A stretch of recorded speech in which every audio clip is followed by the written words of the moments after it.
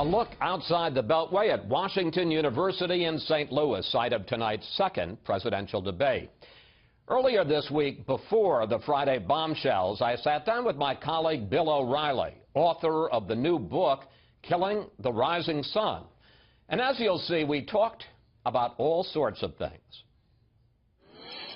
Bill, welcome to Fox News Sunday. Thank you. Nice to be here.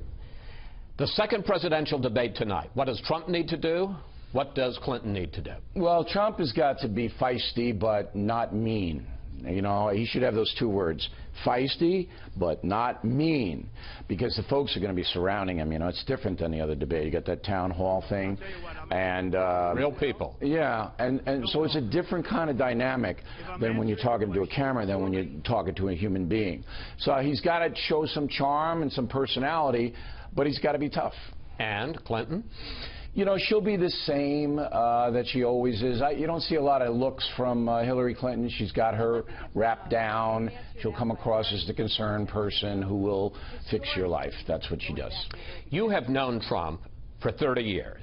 When you see him in the debate, when you read about him tweeting in the middle of the night, does he know enough to be president?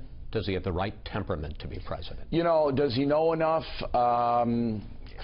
That is a purely subjective point of view, because I don't think any human being knows enough to be president. It's who you surround yourself with. It's how much studying you're willing to do, how much research you're willing to do. Temperament, he's an impulsive man, Trump. He reacts emotionally. And so when you're president, it's different than when you're campaigning, because you would feel that he would be walled off a little bit in the White House. You know how that goes. You're not alone with anybody. They'll take his machines away from him in the middle of the night. Secret Service is always there. But on a campaign, he's been a little too impulsive, a little bit too emotional.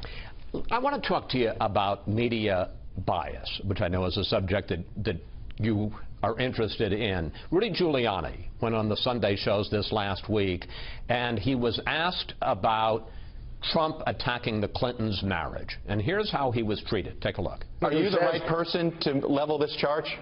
Yeah, I'm the right person to level this charge, because I've never made such a charge, and I've prosecuted people who committed rape. But your past, you have your own infidelity, sir. Well, everybody does, and I'm a Roman Catholic, and I confess those things to my priest. And I think the accusations are about Hillary Clinton taking money from countries. The accusation was that Hillary Clinton was cheating on Bill. That's what the accusation was. It was an unhinged and wild accusation. I can understand why you can't defend it, because it's indefensible.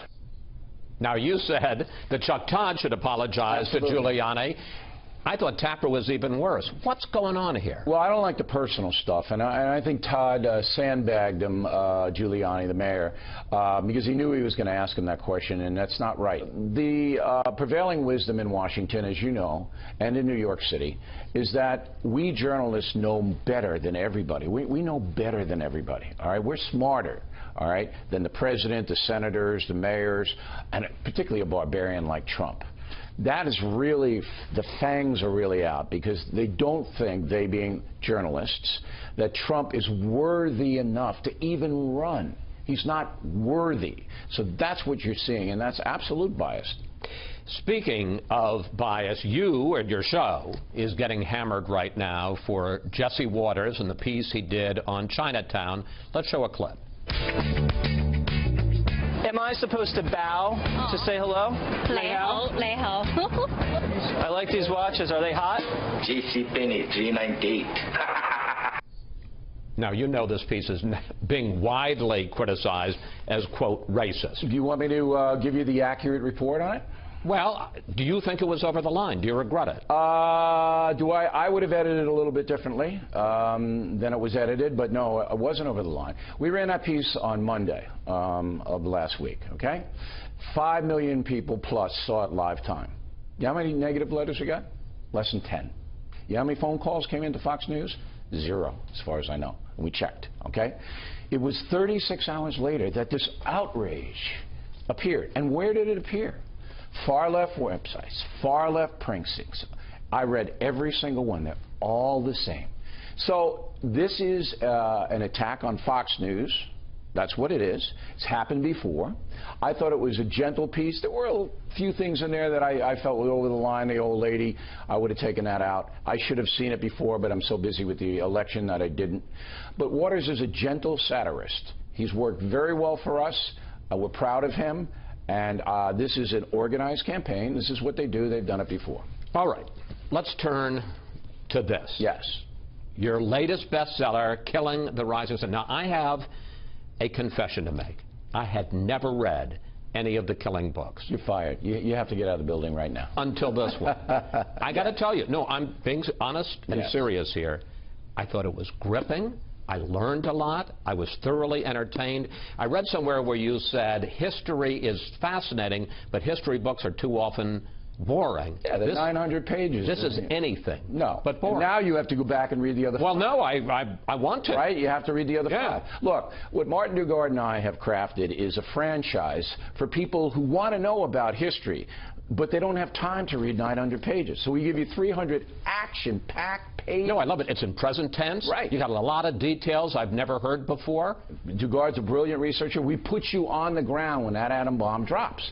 So you're right there on the ground. We put you on Iwo Jima with the Marines. You're right next to them. All right, I want to talk about the atom bomb, because you explore the controversy, which has lasted ever since Hiroshima, about whether it was right to drop the atom bomb, and you come down firmly on the side it was absolutely the right decision. Yeah, and for selfish reasons, I wouldn't be here. Because my father... Well, wait, because I want to... all right. No, I want to interrupt. Right. I want to interrupt you, as you always do, because let's put this picture up on the screen. This is the surprise that comes out in the book, that this guy, an unnamed ensign in the middle of the Pacific during World War II, named William J. O'Reilly. That's right. And so I have a emotional attachment. But I decided to write the book because of Reverend Wright, because of President Obama's preacher when he said, "God damn America, that chickens are coming home to roost for Nagasaki and Hiroshima." When I heard that, my head snapped back. I said, wait a minute, you know, that's wrong. Let me, and someday I'm going to clarify the record. And here's someday. Right here, Killing the Rising Sun. And the interesting thing that we did was we asked the 5 living presidents if they would have done what Truman did. You have the letters in the back of the book. We have the actual letters. I asked them to write to me personally. Right. President Obama wouldn't write to me because I don't believe he would have dropped the bomb. I don't believe he would have. President Clinton didn't answer because his wife is running for president and he didn't want a controversy. The other 3 presidents did, Jimmy Carter and the 2 Bushes, and they said they would have. And we show you why. They give their reasons why. Finally, you have been talking recently about the possibility, actually, you say the real chance that you might leave the Factor because you say you're tired of working this hard. I work hard. Oh, well, okay. But let me just say, and we're roughly the same age, we've both been in the business roughly the same, you're not going anywhere. Well, you look so much older than me that that comment just startled me. That you are not going anywhere. Look, why do you even pretend that? Here's the deal. Right now in my life, I have accomplished everything that I have ever wanted to accomplish in my whole life. It's a miracle. It is a miracle. I'm sitting here across from the legendary Chris Wallace. All right, I have no more things to accomplish. I understand, but I mean, look at my father. You do it, and then you get up the next day and you do it again. He did it into his 80s. You know, I loved him. I know you did. But I have to evaluate how much, all right, of the acrimony that I want to absorb, because I am the target. I am the target, all right, every single day of my life. I have to have bodyguards, all right? I have to have security.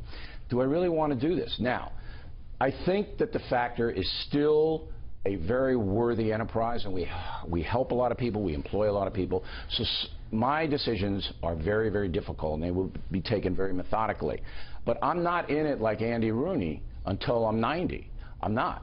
So we'll see what happens. Chances that you'll be working on the Factor 5 years from now? I could be fired. My ratings could go down. No. Chances you'll be doing it 5 years from now?